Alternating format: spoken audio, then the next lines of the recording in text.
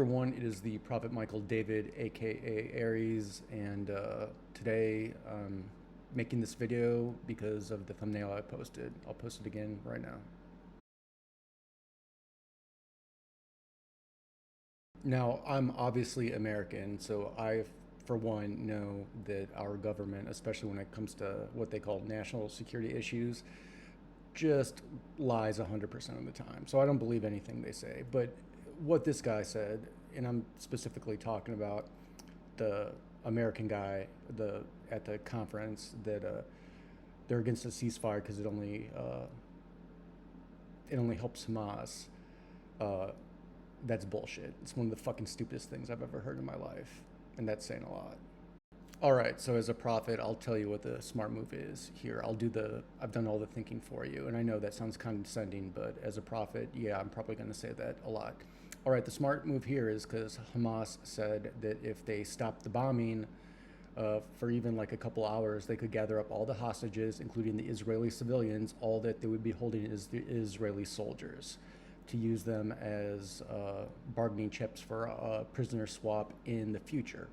So that's exactly what you fucking do, except you give them 24 hours of straight not bombing, let them bring in all the people, because they said it would only take a couple hours. You get all your people back, and then you can either start negotiate, or you can decide if you want to break your word on the terms of the ceasefire in the first place. But at least you have all your people back, at least all your civilians. But that's obviously not what these dumb fucks are gonna do. So, in a nutshell, humanity's your problem is that you know, you're right. The basically 1% made the system where they globalized the world economically, but still didn't unite any countries or any currencies or anything like that, so they could game the system.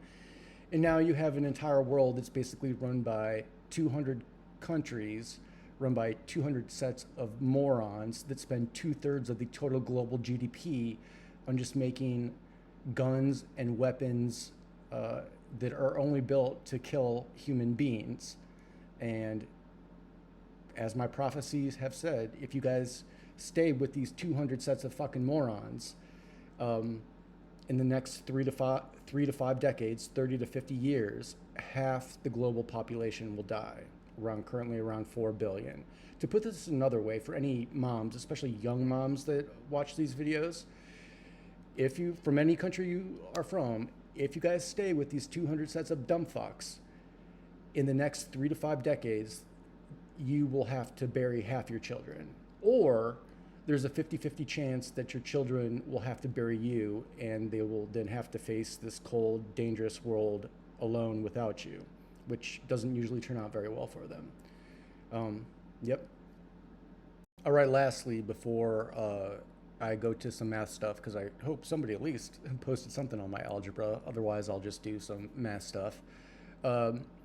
Just the sheer fact that people on both sides or whatever say that they're defending themselves with weapons. Weapons, by definition, are only used for offensive capabilities. Guns and bombs and tanks and all that stuff are only used to kill other people. It's not shields, it's not armor, it's not walls. They're weapons. They're only used to kill. So to say that you're using a weapon for self-defense is illogical and moronic.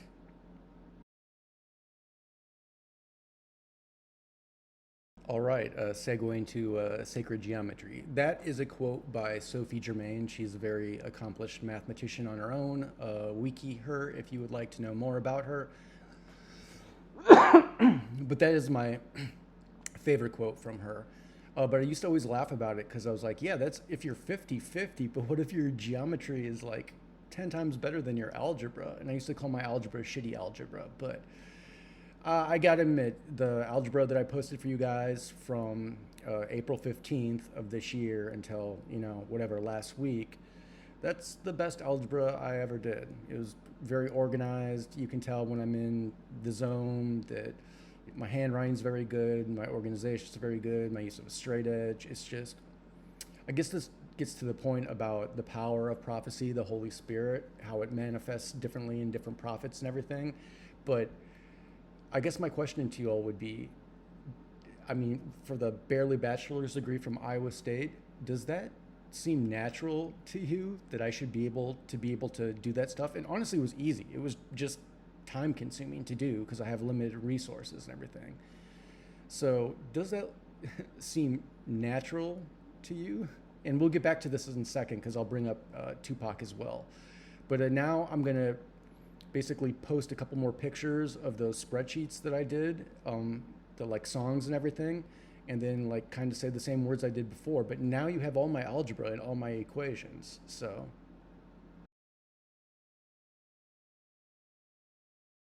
remember that oldie but goodie where I said that, I came up with this equation, but then I changed one variable that was pi into slightly different variables, tweaked it just a bit, and basically made all these different strings, and that the prime numbers dance around, and you know, kind of like the prime numbers were playing a song on like this mathematical guitar.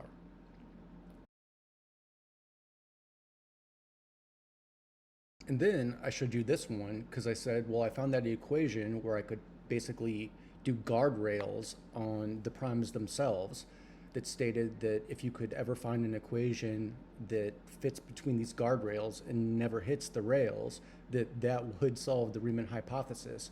But I just picked my two best lines, which you also know now, and those were the ones that I used for that. And as you can see, my lines are really, really good, and that begs the question of, or logically speaking, there should be one line that is the best.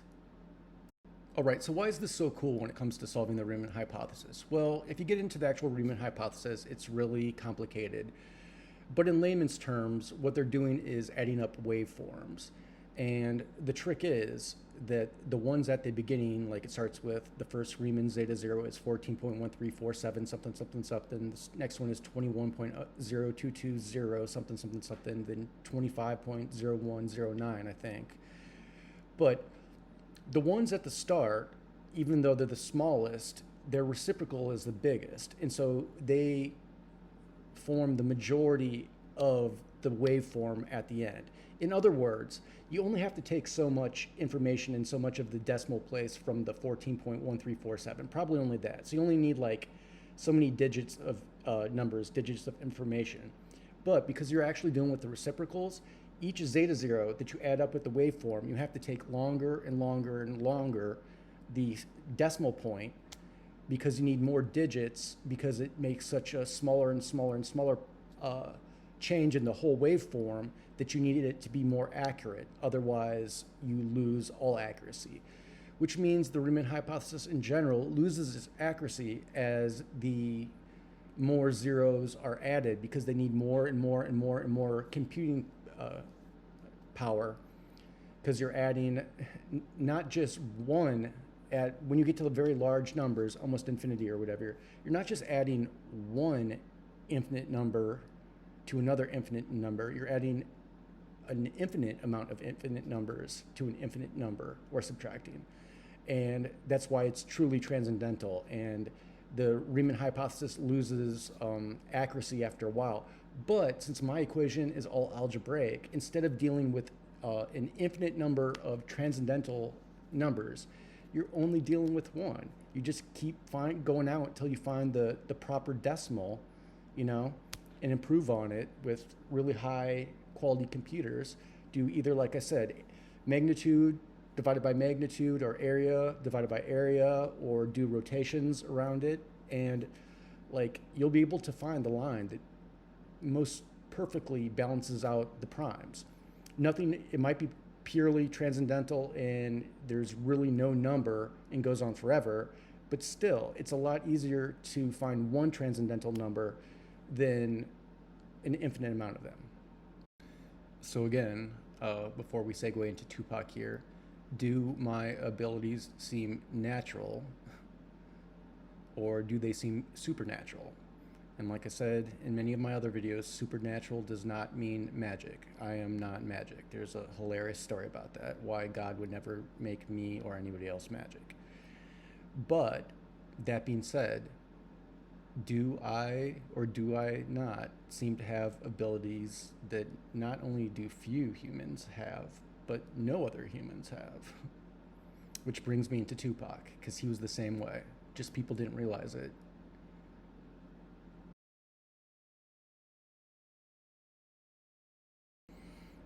All right, as I've stated before, I'm soulbound to Tupac.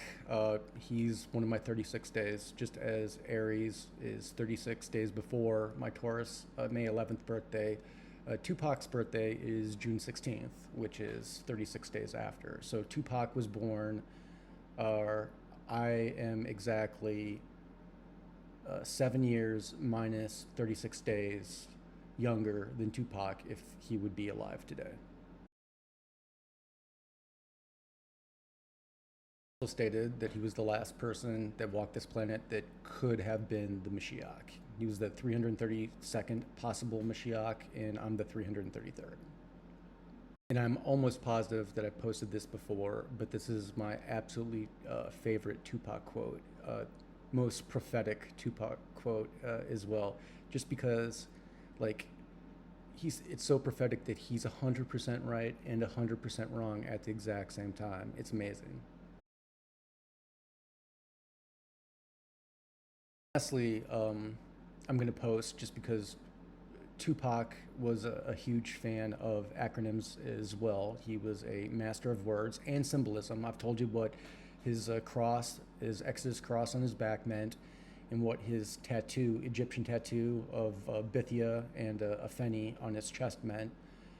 Um, but this is like what thug life and outlaws and stuff means, and it. Like I said, the man's talking to us all from 27 years in the grave at this point. And just for the record, before I sign off here, I don't agree with what this guy says in the last part. I thought For the Love of the Game was a really good album. I thought M did a really, really good job on it. So you guys can look up the history of that if you want as well. So, all right, signing off. As always, rule number 1, do not touch each other without another person's consent, aka do not hurt each other. And rule number 2, it's all about honesty. Lies are a take down, aka try not to lie. All right, I'll talk to you guys later.